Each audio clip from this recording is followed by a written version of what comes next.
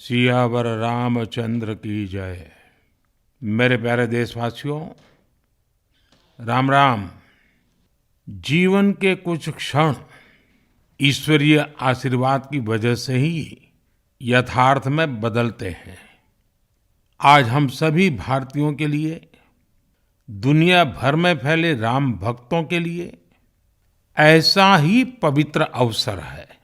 हर तरफ प्रभु श्री राम की भक्ति का अद्भुत वातावरण, चारों दिशाओं में राम नाम की धुन, राम भजनों की अद्भुत सौंदर्य माधुरी।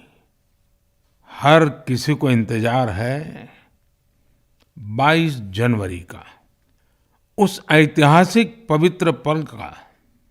और अब अयोध्या में रामलला की प्राण प्रतिष्ठा में केवल 11 दिन ही बचे हैं। मेरा सौभाग्य है कि मुझे भी इस पुण्य अवसर का साक्षी बनने का अवसर मिल रहा है। ये मेरे लिए कल्पनातीत अनुभूतियों का समय है। मैं भावुक हूँ, भाव विह्वल हूँ। मैं पहली बार जीवन में इस तरह के मनोभाव से गुजर रहा हूँ। मैं एक अलग ही भाव भक्ति की अनुभूति कर रहा हूँ। मेरे अंतर मन की ये भाव यात्रा मेरे लिए अभिव्यक्ति का नहीं, अनुभूति का अवसर है। चाहते हुए भी मैं इसकी गहनता, व्यापकता और तीव्रता को शब्दों में बांध नहीं पा रहा हूँ। आप भी भली भांति मेरी स्थिति समझ सकते हैं। जिस स्वप्न को अनेकों पीढ़ियों ने वर्षों तक एक संकल्प की तरह अपने हृदय में जिया, मुझे उसकी सिद्धि के समय उपस्थित होने का सौभाग्य मिला है। प्रभु ने मुझे सभी भारतवासियों का प्रतिनिधित्व करने का निमित्त बनाया है। निमित्त मात्रम भव सव्यसाचिन। ये एक बहुत बड़ी जिम्मेदारी है। जैसा हमारे शास्त्रों में भी कहा गया है, हमें ईश्वर के यज्ञ के लिए, आराधना के लिए स्वयं में भी दैवीय चेतना जागृत करनी होती है। इसके लिए शास्त्रों में व्रत और कठोर नियम बताए गए हैं, जिन्हें प्राण प्रतिष्ठा से पहले पालन करना होता है। इसलिए आध्यात्मिक यात्रा की कुछ तपस्वी आत्माओं और महापुरुषों से मुझे जो मार्गदर्शन मिला, उन्होंने जो यम नियम सुझाए हैं, उसके अनुसार मैं आज से 11 दिन का विशेष अनुष्ठान आरंभ कर रहा हूँ। इस पवित्र अवसर पर मैं परमात्मा के श्री चरणों में प्रार्थना करता हूँ, ऋषियों, मुनियों, तपस्वियों का पुण्य स्मरण करता हूँ और जनता जनार्दन, जो ईश्वर का रूप है, उनसे प्रार्थना करता हूँ कि आप मुझे आशीर्वाद दें, ताकि मन से, वचन से, कर्म से मेरी तरफ से कोई कमी ना रहे। साथियों, मेरा ये सौभाग्य है कि 11 दिन के अपने अनुष्ठान का आरंभ मैं नासिक धाम पंचवटी से कर रहा हूँ।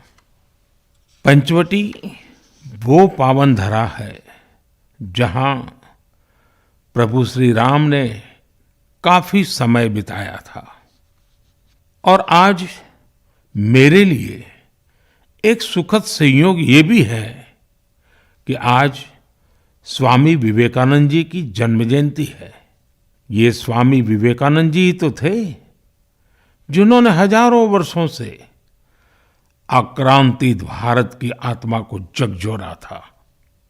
आज वही आत्मविश्वास भव्य राम मंदिर के रूप में हमारी पहचान बनकर सबके सामने है।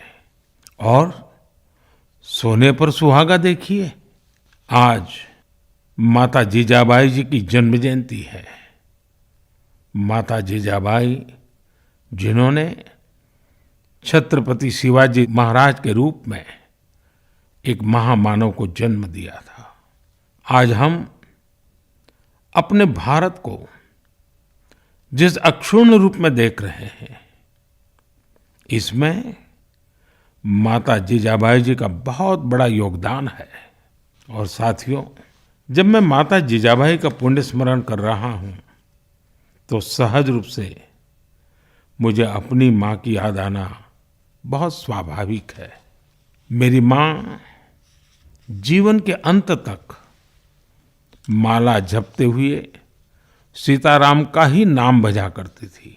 साथियों, प्राण प्रतिष्ठा की मंगल घड़ी, चराचर सृष्टि का वो चैतन्य पल, आध्यात्मिक अनुभूति का वो अवसर, गर्भगृह में उस पल क्या कुछ नहीं होगा।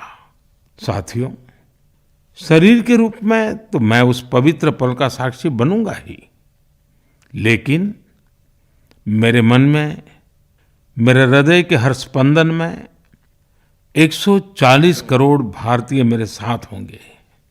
आप मेरे साथ होंगे, हर राम भक्त मेरे साथ होगा और वो चैतन्य पल हम सबकी साझी अनुभूति होगी। मैं अपने साथ राम मंदिर के लिए अपने जीवन को समर्पित करने वाले अनगिनत व्यक्तित्वों की प्रेरणा लेकर जाऊंगा। त्याग तपस्या की वो मूर्तियां, 500 साल का धैर्य, दीर्घ धैर्य का वो काल, अनगिनत त्याग और तपस्या की घटनाएं, दानियों की, बलिदानियों की गाथाएं, कितने ही लोग हैं जिनके नाम तक कोई नहीं जानता, लेकिन जिनके जीवन का एकमात्र ध्येय रहा है भव्य राम मंदिर का निर्माण। ऐसे असंख्य लोगों की स्मृतियां मेरे साथ होगी। जब 140 करोड़ देशवासी उस पल में मन से मेरे साथ जुड़ जाएंगे और जब मैं आपकी ऊर्जा को साथ लेकर गर्भगृह में प्रवेश करूंगा तो मुझे भी एहसास होगा कि मैं अकेला नहीं, आप सब भी मेरे साथ हैं। साथियों, ये 11 दिन व्यक्तिगत रूप से मेरे यम नियम तो है ही, लेकिन मेरे भाव विश्व में आप सब समाहित है। मेरी प्रार्थना है कि आप भी मन से मेरे साथ जुड़े रहें। रामलला के चरणों में मैं आपके भावों को भी उसी भाव से अर्पित करूंगा जो भाव मेरे भीतर उमड़ रहे हैं। साथियों, हम सब इस सत्य को जानते हैं कि ईश्वर निराकार है, लेकिन ईश्वर साकार रूप में भी हमारी आध्यात्मिक यात्रा को बल देते हैं। जनता जनार्दन में ईश्वर का रूप होता है, ये मैंने साक्षात देखा है, महसूस किया है।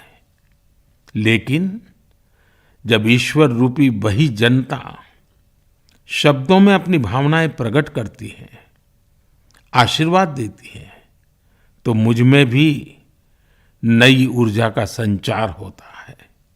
आज मुझे आपके आशीर्वाद की आवश्यकता है, इसलिए मेरी प्रार्थना है कि शब्दों में, लिखित में अपनी भावनाएं जरूर प्रकट करें मुझे आशीर्वाद जरूर दें। आपके आशीर्वाद का एक एक शब्द मेरे लिए शब्द नहीं, मंत्र है। मंत्र की शक्ति के तौर पर वो अवश्य काम करेगा। आप अपने शब्दों को, अपने भावों को नमो ऐप के माध्यम से सीधे मुझ तक पहुंचा सकते हैं। आइए हम सब प्रभु श्री राम की भक्ति में डूब जाएं। इसी भाव के साथ आप सभी राम भक्तों को कोटि कोटि नमन। जय सिया राम, जय सिया राम, जय सिया राम।